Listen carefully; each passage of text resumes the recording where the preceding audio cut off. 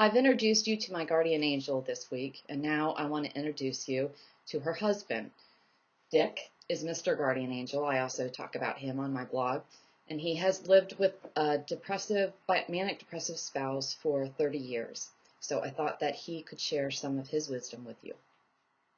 The most important part about living with a depressed person is to understand that their wide range of emotions is much greater than who we call a normal person, and that the variability, the highs and the lows, are much higher.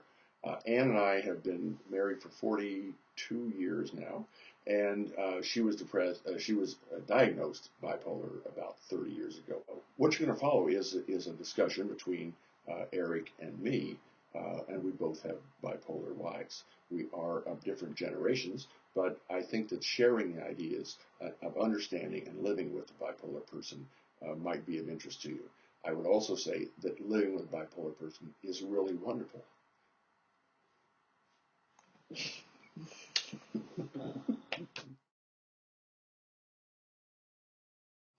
Have you ever wondered what it's like to live with a whack job? Well, I do. Here's your opportunity to learn how. So, Eric, Yes. how is it to live with a wife that's been diagnosed bipolar? It's exhausting, Dick. It's physically, mentally, emotionally.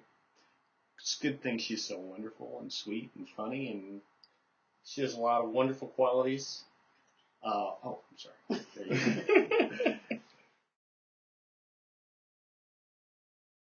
go. She has a wide range of emotions, doesn't she?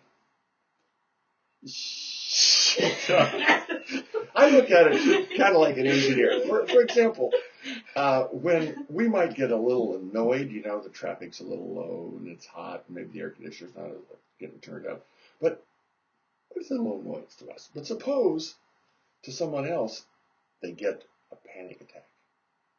I get panic attacks all the time. Well, profoundly annoyed a lot. Perhaps then you What's the name of your blog? I'm sorry. Perhaps you have bipolar yourself. I need to look into it seriously. The good news is it's not catching. In our life, humor is a good thing. For example, if you were to come home and find on your pillow this. My wife's got crab sticks. No. You're being crabby today. You're being crabby. And this would be a very simple, humorous little thing which would say, we think perhaps we should consider that, Eric, you're being crabby today. I have been very crabby today, and I will be the first to admit that. Humor works sometimes, but sometimes it isn't just humor. Sometimes it's just, oh no, I know what's going to happen next. We're going to have a meltdown.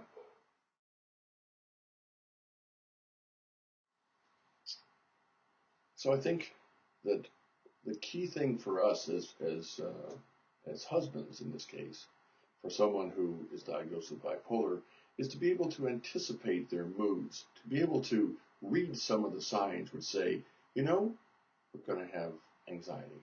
I can see it, and I know it might progress to a full meltdown.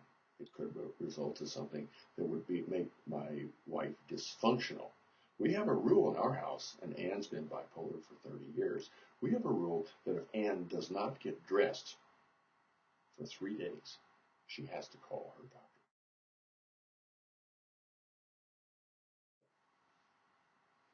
I wouldn't tolerate 3 days of being out of commission, so I always try and get on the top of the situation, and you have to read the signals. Part of being a good spouse, of being a good spouse to a depressee, is tuning into the signals. It's knowing when the danger signs are coming, when she's getting out of alignment, and you have to read the tea leaves, so to speak, and you really have to be aware and open to it.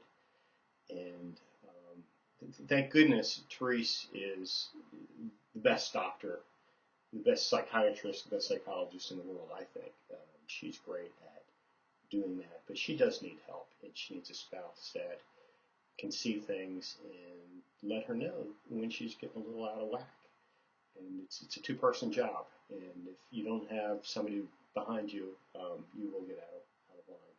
So it's teamwork, and life will go on. Life is wonderful, and life is full and fulfilling.